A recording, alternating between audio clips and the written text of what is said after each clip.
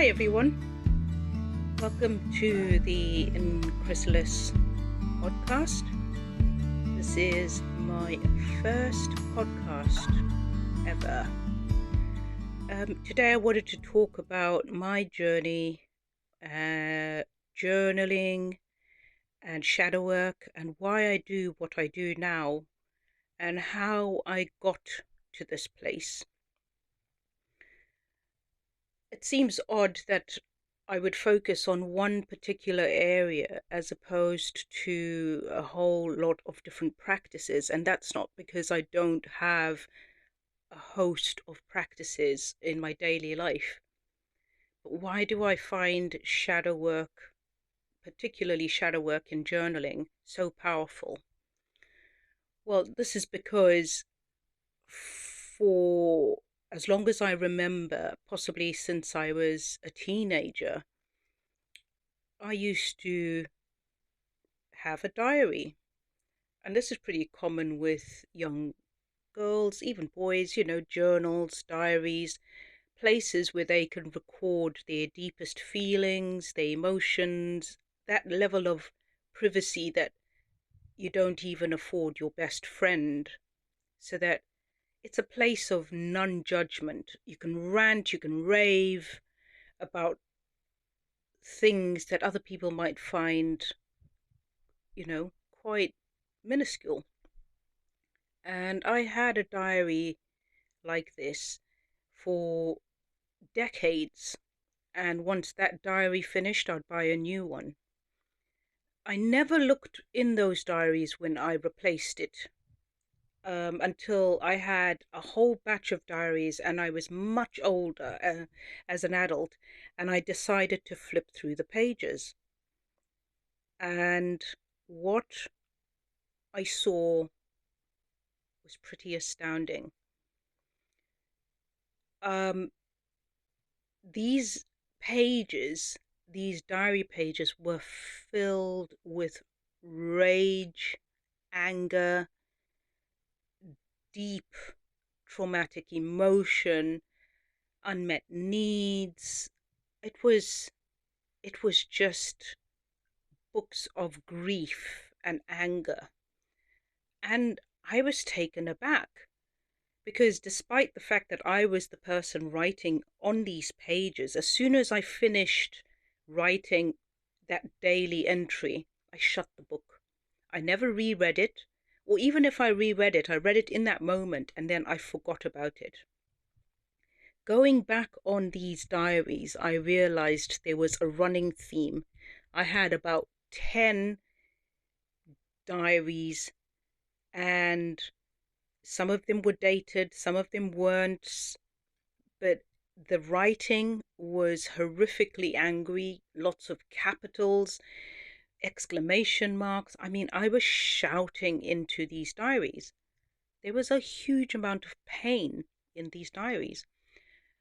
And I had a moment where I said, okay, it's clear that I need to express a lot of emotion. These diaries provide me with the safety to do it without any judgment or repercussions.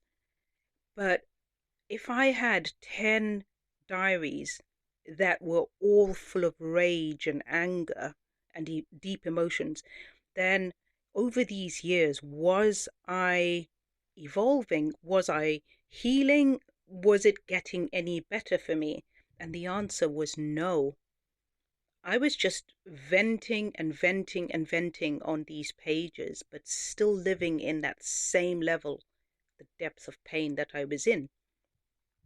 So, just a backstory into my childhood. I won't go into detail, but there was a lot of trauma, a lot of heartache, and it was a very difficult childhood. I mean, I would say it was an extremely traumatic childhood. So how do I know this? I came across a book called Adverse Childhood Experiences, ACEs. And in this book, there was a questionnaire, and the point is to find out just how much trauma and what types of trauma you were carrying within you. And they were broken down into categories. Things like trauma from uh, different types of abuse, trauma from um, neglect, abandonment. So they were all categorized. And I think there was probably about 20 questions to establish these types of trauma. And basically, in varying degrees, I ticked every single box. And when I finished ticking those boxes, my mind said, oh, but what about this other type of trauma and this other type of trauma that they hadn't listed down in this questionnaire? And in the next paragraphs in the book, it started talking about these other types of trauma. And bear in mind, there was types of trauma that's very specific to culture, to being non-white, to being of mixed heritage, being from a colonialist background, being from a family that moved excessively. It was extreme. And all of these traumas weren't even listed in the standard traumas. So I realized that I was carrying a massive amount of pain and trauma in my system.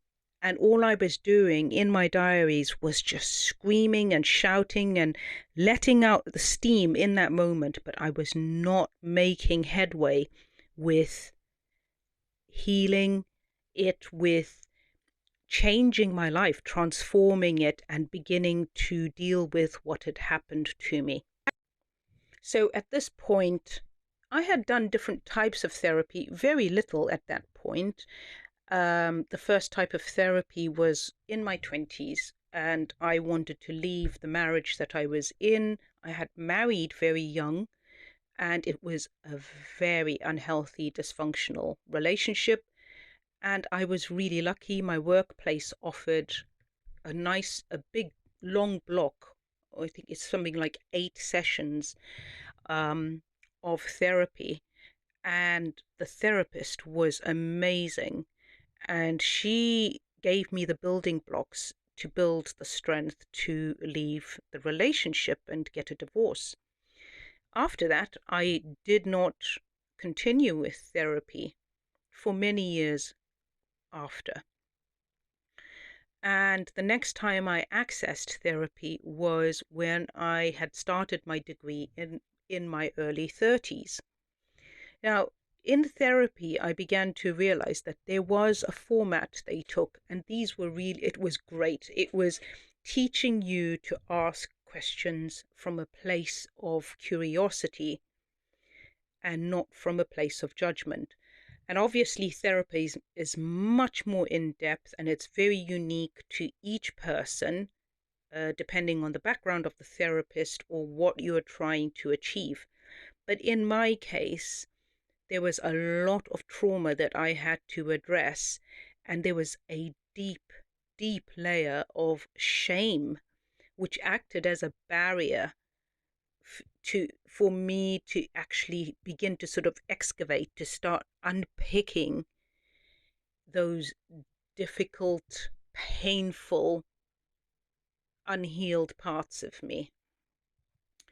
And having someone sitting in front of me asking me questions from a place of compassion and curiosity and kindness, and affirming that I wasn't crazy, and I was normal, and I was just someone who had been deeply wounded and was carrying all of this baggage with me.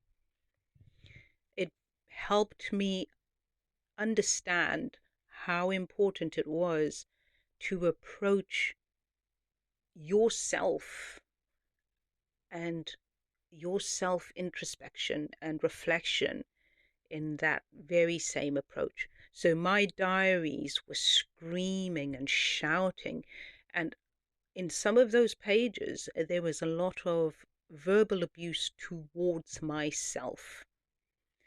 An incident had happened, and I was reflecting on it after, and I'm going, well, you should have said this, and you should have done that, and why is this person like this? And I there was a lot of self-deprecation and self-loathing and in those pages, but through therapy I began to understand that for me to make lasting change, I had to become the loving parent to this very hurt and wounded child that had never quite known how to be seen in a loving and affirming way. And once I began to do therapy, my journaling style changed. So I became more reflective, less judgmental of myself and of the people that I was journaling about or the relationships that I was talking about.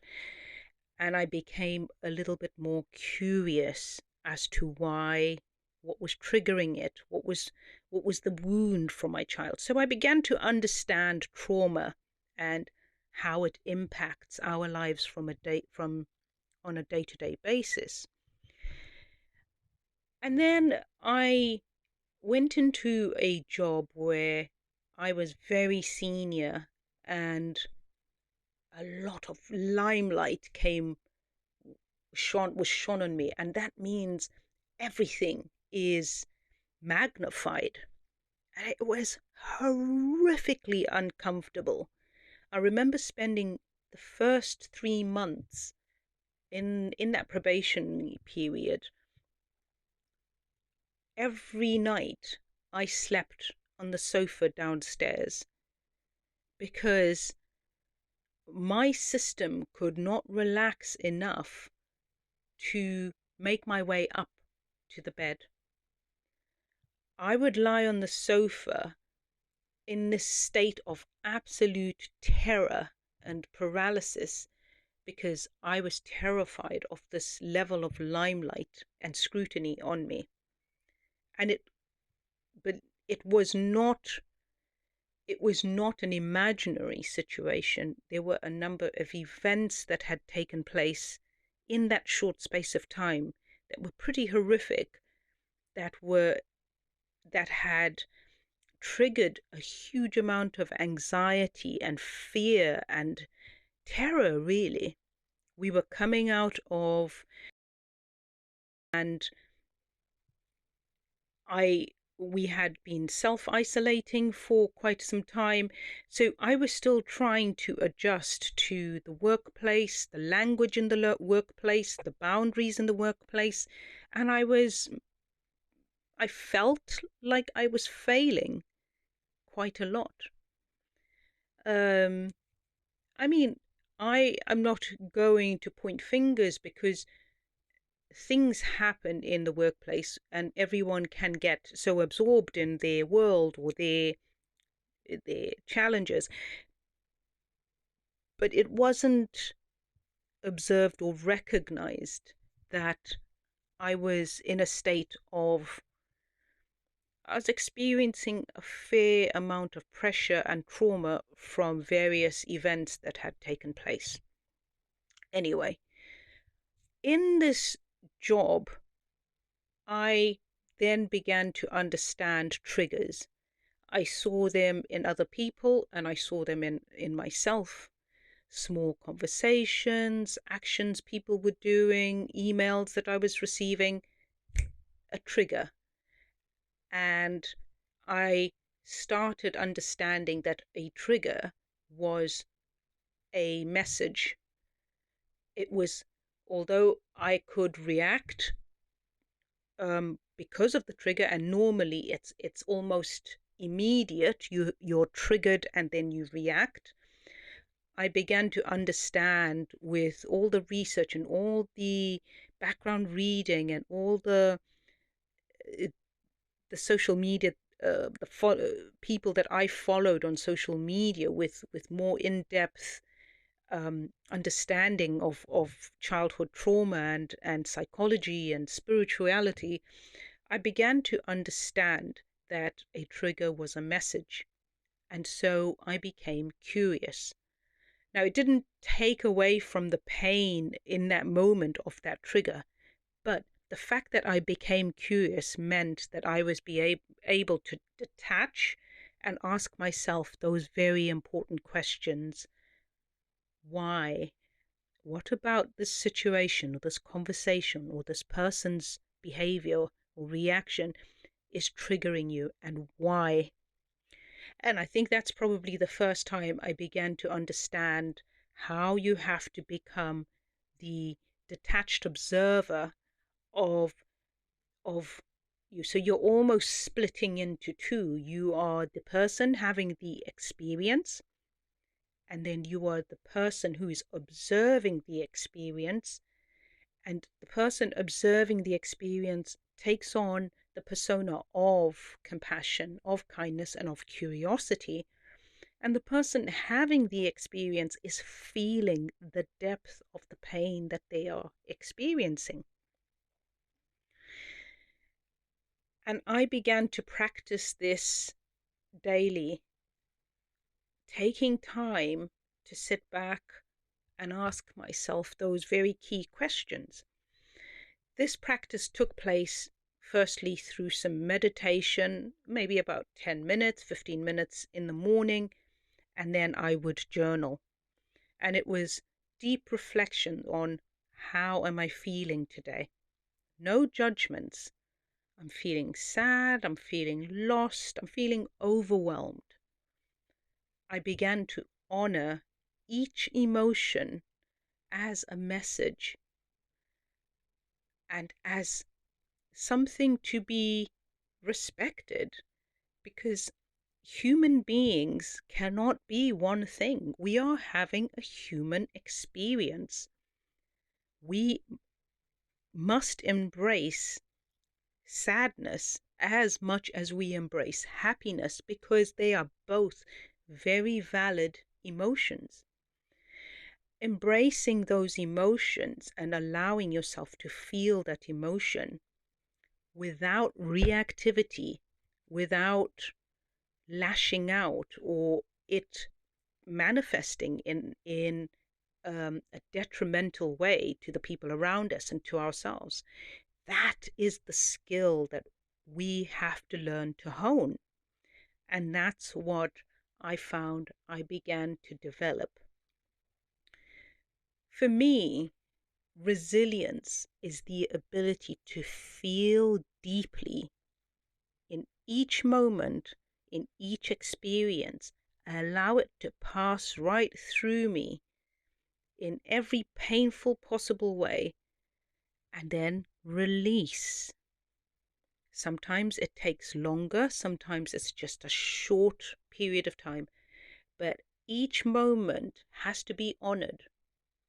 And that way it means that you can cherish those moments when you feel deep love, deep joy, deep contentment, because you honor each one of those emotions equally.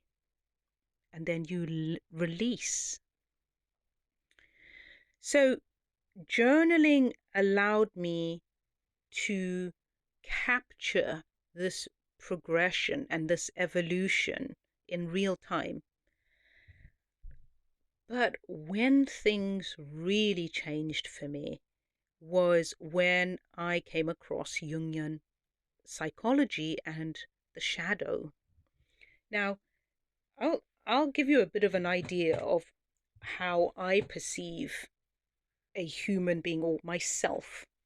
And this is not based on studies or clinical studies or psychology. I mean, these are obviously there's templates that would show how a human being structure is, where you have the body, the soul, the ego. I'm going to talk about the way I perceive myself. I see myself as a three-part um, body. I have my spirit, which I can also refer to as my soul. I have my body, which is the matter, the body that I have my soul is in. And then I have my mind.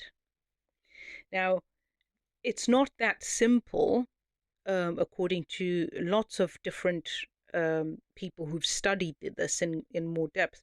But this is the way I broke it down, because this is the way my evolution took place. When I was in the depths of pain and despair many years ago, I focused solely on spirituality, particularly religious spirituality. And there was a great push to repress and denounce the sadness, the depression, the negative emotions, and really push hard for all those positive emotions. And that's what I did. I felt like if I try hard enough, if I force it, I'm going to be happy all the time and I'm never going to feel sad again. And it's quite an infantile way to approach things, but in in ways of thinking where there is a black and white approach, a right and wrong approach, that's what human beings are taught. There is one way to do something, and the other way that you do it is wrong. Now, this is not me bashing any particular religion or religion in general. People are different and they respond to different ways of looking at their spiritual life. So, whatever works for you, I say go ahead and practice it. This is what did not work for me. So, I then moved on to psychology, and the psychology that I focused on was very much around therapy, around trauma, and around healing. And that went a really long way to understanding why I felt the way I felt, what had caused it, naming types of events as abuse, as trauma, understanding neglect and abandonment, because these are concepts. In neglect and abandonment, a thing is not done. A thing is actually not done, if you know what I mean. So we have to understand that the thing not being done actually caused a massive amount of trauma. And so I went as in depth as I could possibly go, and realized that, again, I was recycling and recycling and recycling. Yes, we understand that our parents, caused a lot of this damage, and maybe, we're beginning to understand that society as a whole, all the people that came into our lives when we were young as caretakers in whatever capacity, or did the harm and the damage. And then we open it up a little bit more and we realize that harm and damage was done to them, so they carried those wounds and then they passed them on to us. So yeah, we all begin to learn and understand these concepts. And at a certain point, we have to just sit with ourselves and go, well, here we are. It's been passed down generation by generation. I can no longer just sit and blame mum and dad, because mum and dad were equally abused, if not even more horrifically, and they did the best they could in the circumstances they were in with what they knew. So where do you go from there? So I began to think, well, I want to be happy in my day-to-day life. So I'm going to try and be as normal as possible, whatever normal means. And so I pursued what everybody else pursued: a relationship, romance, marriage, and then eventually becoming a parent.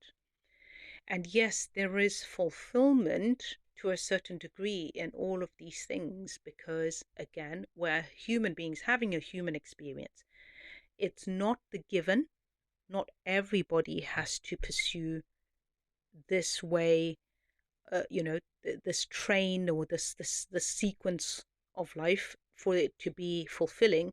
But it was a deep desire within me to get married and have children.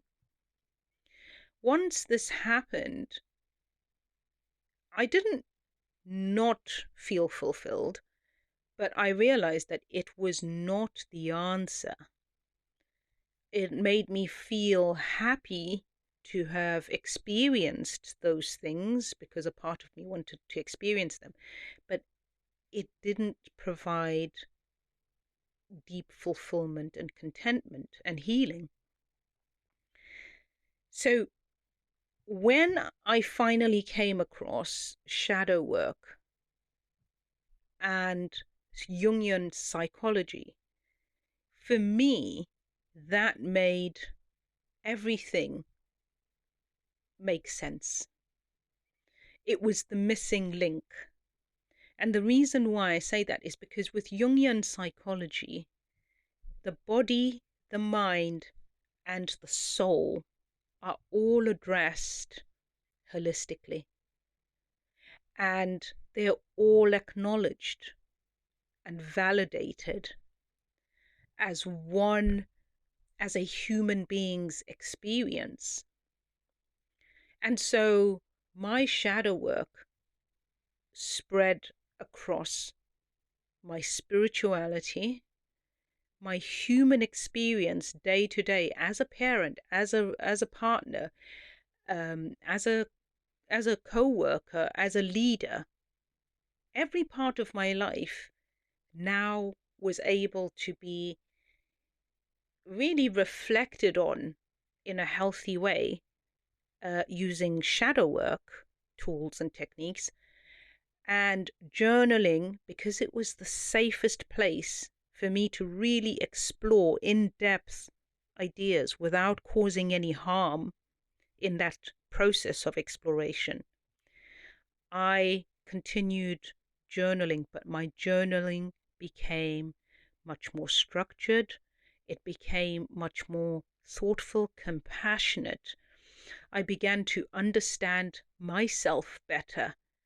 And then ultimately, when I understood that it's not about rejecting one part of you, that happiness and sadness are just two sides of the same coin, that as a human being, every part of us is valid, and those parts of ourselves that we repress, that we reject, and that we exile into those dark corners, whether they be good or bad personality traits, every part of us must be integrated, must be made whole.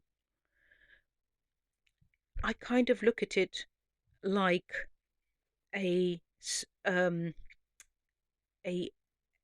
a a bowl. It's kind of like how there is a culture, and I don't want to get this wrong, whether it is Chinese or Japanese culture, of when a piece of pottery is broken, being glued back together again, and all those parts where there was cracks, where the pieces had smashed and were put back together again.